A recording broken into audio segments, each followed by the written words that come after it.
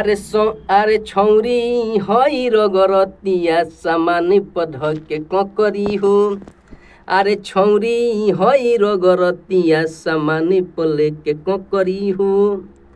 अरे ऐसन फीलिंग दीही त काहे न केहू के अखरी हो। अरे ऐसन फीलिंग दीही त काहे न केहू के अखरी हो। अरे छौरी हई रगरतिया सामान्य पध के ककरी हो। अरे छौरी हई रगरतिया सामान्य पध के ककरी हो।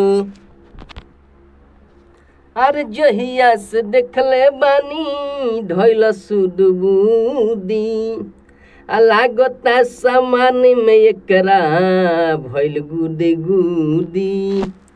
अरे जहिया से देखले बानी धैल सुदबूदी लागता सामान्य में एकरा भइल गुदी गुदी। बढ़ल बावे परेशानी एकर चढ़ल बा जवानी। बढ़ल बावे परेशानी एकर चढ़ल बा जवानी। लागत हम बोका बनी बनाई एकरा के बकरी हो। अरे लागत हम बोका बनी बना दी एकरा के बकरी हो। अरे छौरी अरे छिनरी हई रगरतिया सामान्य पले के ककरी हो। अरे छिनरी हई रगरतिया सामान्य पले के ककरी हो। लागत करा दी सोशल मीडिया पर आगे के समान कर दून फाइट।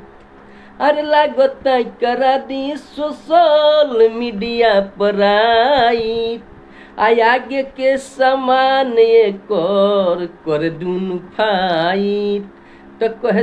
तो कहे छोटू चौहानवा कि हमार डोल जत मनवा। तो कहे छोटू चौहानवा कि हमार डोल जत मनवा।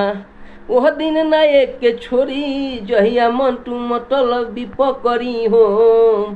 अरे छौरी हई रगरतिया सामान पले के ककरी हो। अरे छौरी हई रगरतिया सिस्टम पर ध के ककरी हो।